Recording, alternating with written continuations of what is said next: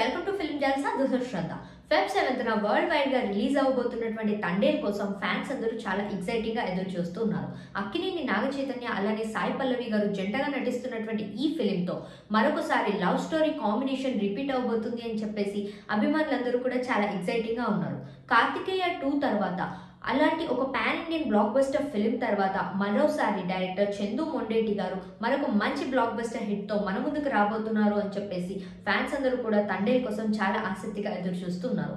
ఇప్పటికే తండేల్ నుండి రిలీజ్ అయినటువంటి సాంగ్స్ డిఎస్పి మ్యూజిక్ అయితే చాలా అద్భుతంగా ఉంది అని చెప్పేసి సాంగ్స్ అయితే చాలా బాగా ట్రెండింగ్ అవుతున్నాయి. అండ్ ఆల్సో ఫ్యాన్స్ అందరూ కూడా ఈ మ్యూజిక్ కి చాలా బాగా వైబ్ అవుతూ ఉన్నారు. ఇక లేటెస్ట్ గా రిలీజ్ అయినటువంటి ట్రైలర్ ని చూసిన తర్వాత ఈ సినిమా పైన ఎక్స్పెక్టేషన్స్ ఇంకాస్త పెరిగిపోతున్నాయి అని చెప్పేసి అభిమానులందరూ కూడా చాలా ఎక్సైటింగ్ గా ఫెబ్ 7th రిలీజ్ అవబోతున్నటువంటి తండేల్ కోసం ఎదురు చూస్తూ ఉన్నారు.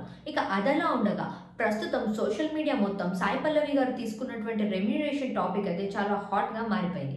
ఇక అదలా ఉంటే ప్రస్తుతం సాయి పల్లవి గారు చార్జ్ చేస్తున్న రెమ్యునరేషన్ టాపిక్ అయితే సోషల్ మీడియాలో చాలా ట్రెండింగ్ అయిపోతూ ఉంది.